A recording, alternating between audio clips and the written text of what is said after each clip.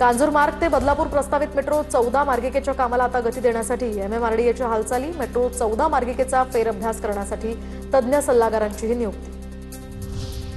पुण्याच्या भोरमध्ये कृषी विभागाकडून शेतकऱ्यांना एल निनो आणि खरीप नियोजनासंदर्भात मार्गदर्शन, पाऊस लांबल्यामुळे पेरणीची घाई न करण्याचं आवाहन, भात लागवड, रोपवाटिका आणि SRT नियोजनासंदर्भात सुद्धा शेतकऱ्यांना मार्गदर्शन। पुणे जिल्ह्यामध्ये एकाच दिवशी 4.5 लाख बालकांचं लसीकरण होणार। राष्ट्रीय पल्स पोलिओ लसीकरण मोहिमेअंतर्गत लशीचे डोस दिले जाणार। पुणे जिल्हा परिषदेच्या जिल्हा आरोग्य अधिकाऱ्यांची ही माहिती। पुणे शहरामध्ये उद्यापासून पावसाच्या पुनरागमनाची शक्यता, पुढील 2 दिवस हवामान ढगाळ राहणार, हलक्या ते मध्यम स्वरूपाच्या पावसाचाही अंदाज व्यक्त। पुणे रेल्वे यार्डात तांत्रिक कामांसाठी आता 5 जुलैला 9 तासांचा ब्लॉक, तर या काळामध्ये मुंबई पुणे दरम्यान धावणाऱ्या 6 गाड्या रद्द असणार।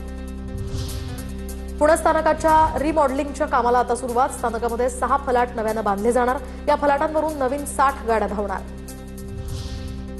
चीनी सरकारकडून आता व्हिसा न मिळाल्यामुळे पुण्यातल्या 52 पर्यटक काठमांडूमध्ये अडकले। परराष्ट्र मंत्र्यांनी आम्हाला मदत करावी असं पर्यटकांचं आवाहन, परवाना मिळून सुद्धा चीनी सरकारनं अद्याप व्हिसा जारी केला नसल्याची माहिती। पनवेलमध्ये GBS अर्थात ग्लेन बॅरी सिंड्रोम रोगांचे 2 रुग्ण आढळलेत, एकाची सुटका तर 1 जण ऑक्सिजनवर, पिण्याच्या पाण्यातनं रोगाची लागण होण्याची शक्यता जास्त, पनवेल महापालिका आता अलर्ट मोडवर।